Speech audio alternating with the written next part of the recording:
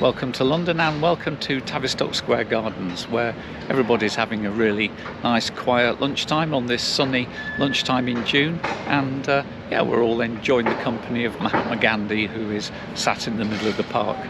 Also, just across the way on my left is the British Medical Association, and I used to go there quite a lot when I was working in NHSIT. So yeah, I've sat and had a sandwich in this park on more than one occasion. On the channel, all I've done is review the old Pendolino before it was refurbished on a run between Euston and Glasgow. So I need to be in Manchester this afternoon, so I thought let's hop on one of the refurbished Pendolinos and pop up to Manchester and effectively see how it goes. It's just a short walk to Euston Station from Tavistock Square, and as I'll be eating on the train, the plan is to have a swift drink sat outside the Euston tap. These two gatehouses on the Euston Road are all that's left of the former Euston Station, and I love to look at all the destinations that have been carved on the corners. Sadly though, the gatehouse containing the Euston tap is closed for some reason, but that's okay, we have a plan B.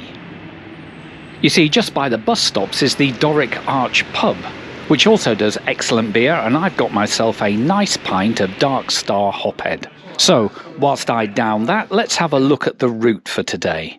My 1333 Avanti Pendolino is booked to run fast up through the home counties and the Midlands, passing Milton Keynes, Rugby, Nuneaton and Tamworth before its first stop at Stafford.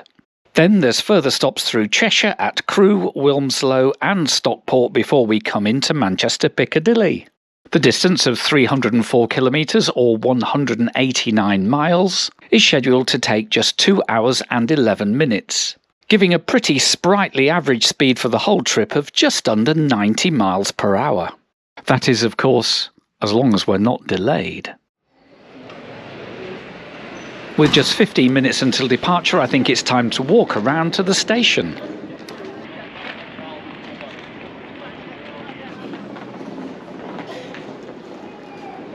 And upon entering, I always love to look up at the wonderful booking hall ceiling, and then also the main concourse's lovely brutalist one.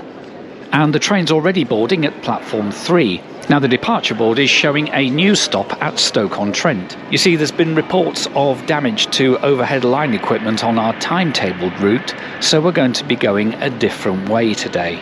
Right, we're through the barriers, let's get the thumbnail picture and then J32. Although they're over 20 years old, I think these Pendos still look great. Right, let's head off and find my seat in coach J. All of the Pendolinos were refurbished between 2021 and 2024, and on entering I'm already liking this refurbished look.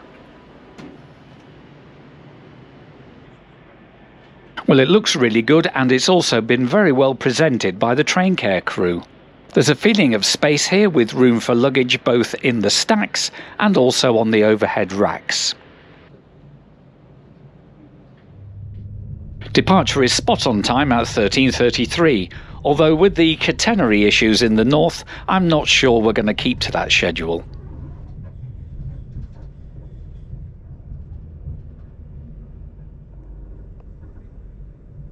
Well, we're just slowly exiting Euston, and it's very quiet on the train on account of they've cancelled the stops at Stafford, Crewe and Wilmslow on this service, so obviously those passengers have all had to go elsewhere. Now, the exit from Euston isn't one of the most attractive ones that a railway has to offer, but it does the job of getting us out of central London.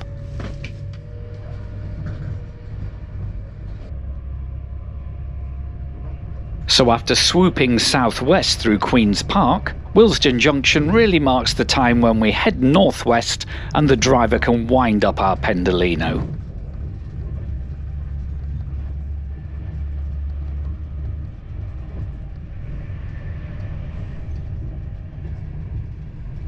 The steward has already taken my order for food, and as we passed Wembley Depot with the arch of the stadium in the distance, she's brought me not one but 2 cans of nice cold beer.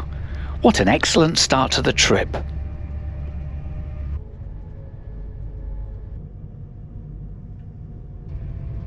Whilst I poured my drink and settled back, we've already got to Watford Junction with its branch line off to St Albans.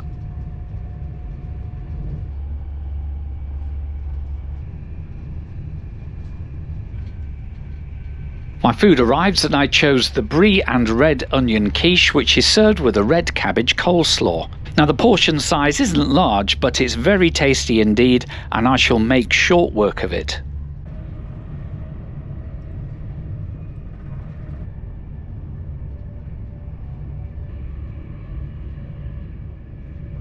As we pass through Bletchley, I look forward to a future where it'll soon be busy with east-west rail services running between Oxford and Cambridge.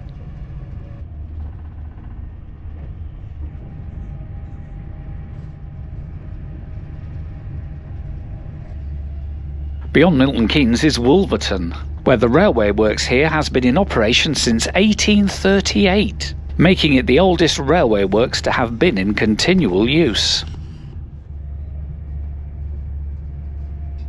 Inside the coach there's displays showing progress, and it does look like we've already lost 4 minutes.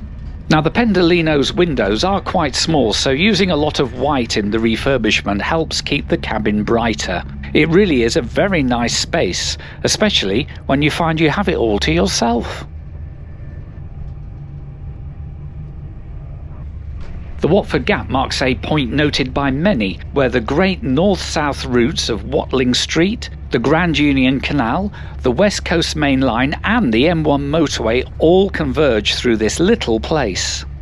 I'll drink to that. We're rejoined by the Northampton Loop just south of Rugby, and it does look like a London North Western service is going to have to wait for us to pass.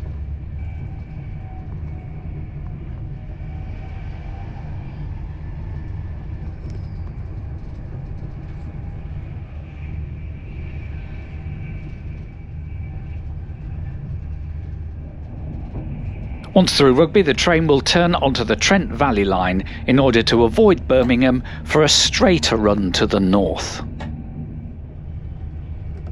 The Trent Valley line is still 4-tracked, though judging from Open Railway Map data, it never does go faster than 110 miles an hour.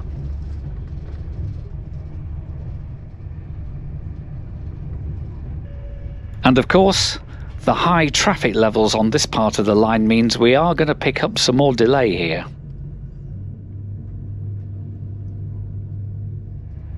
Still, we're soon thundering through Nuneaton with its usual coterie of rail fans and photographers. Then we're under the Leicester to Birmingham line and we continue on our way north.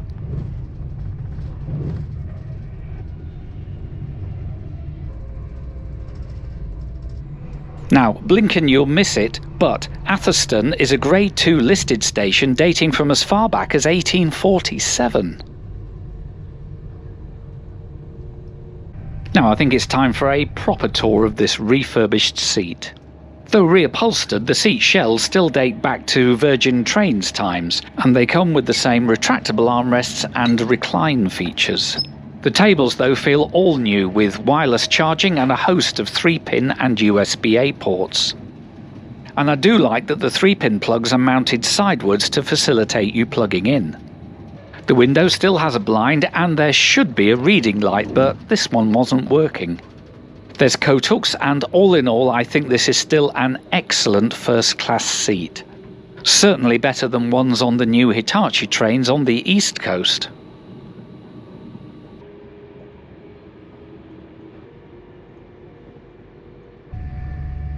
And with that look at the seating, we are now at Lichfield's Trent Valley.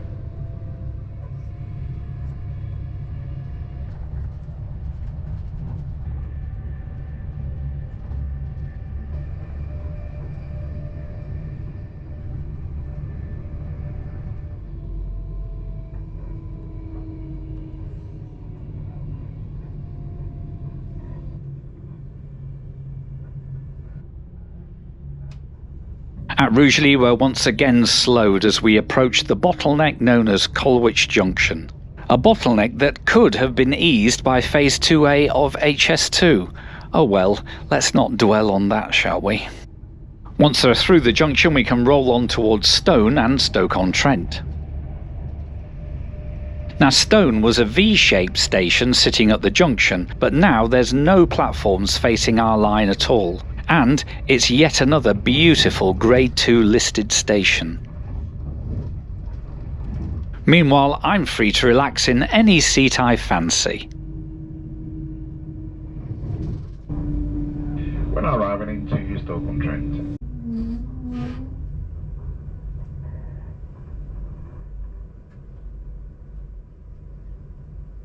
At Stoke we meet a southbound Pendolino, and I meet a lemon posset with a lovely pot of Earl Grey tea. Very civilised and very nice indeed.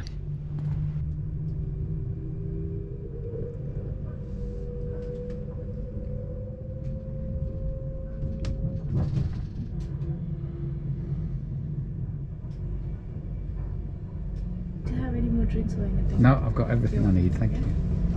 The steward is keen to offer me something more, and I'm sure I could have had another alcoholic or soft drink and some more nibbles if I fancied it, but I have a long night ahead in the pub with Stu and Mark in Manchester, and so I will leave it at that. Outside the window, Staffordshire rolls into Cheshire. Inside, let's talk fares. Now, I'm using an outbound day of my first-class Interrail pass, as Mark and I will be flying out from Manchester to Copenhagen in the morning. But if you want to actually buy a ticket for this ride, then obviously prices will vary wildly. Right now, as I'm editing this video, a standard advance single ticket for tomorrow is still available at £52.50, with the first class being as much as £147.50. Obviously, you'll get discounts on these prices if you have a rail card, but be warned the walk-up prices will also be much higher. So it definitely pays to check, and it pays to book in advance if you possibly can. There's more delays as we wait for a platform at Stockport, but I've had a lovely trip. And although we are 12 minutes late into Stockport, I can confidently say that this refurbishment of the 390 Pendolinos is, in my opinion, a success. The trip has been quiet and smooth, and these units are still well suited to providing the service on the West Coast Main Line. Now, we just need the service to be a bit more reliable. It would be good if maybe we had a dedicated high-speed line that removed some of the bottlenecks north of Birmingham. Just saying.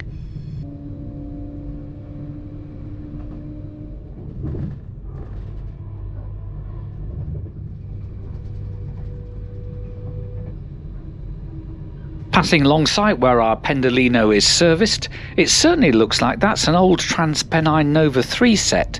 May it be appearing in Chiltern colours? Do let me know in the comments if you know. Thank you very much.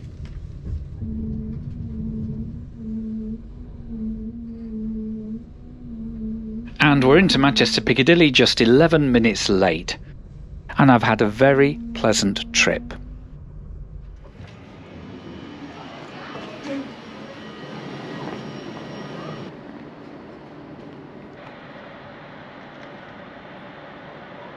So there it is, 390107 brought me from London to Manchester, and yeah, it's great, no problem at all. It was arriving, 9 or 10 minutes late due to some overhead line equipment problems, but what a lovely ride. I mean, the 390s, the refurbishment, I enjoyed that. I thought it was very comfortable. Of course, all the lovely onboard service, excellent. So yeah, I'm at Manchester Piccadilly and just walking down the platform here, and it's an absolutely beautiful station, as I'm sure you know. What's next? Well, we'll see. So yes, I'd better get over to platform 10 to meet Stu and Mark, because we have got some things to plan. Hi mate. I do. Good to see you. You too. See you, mate. All right, nice to see you. Likewise. So whilst we go off to plot another adventure, thank you so much for watching the video, and if you haven't yet, please subscribe to the channel so you can see more of these videos. Indeed, you could also become a member for advanced access to videos and some exclusive content too. So finally, when it's available, you can click here to catch up with Mark and I when we travel from Copenhagen through to Stockholm.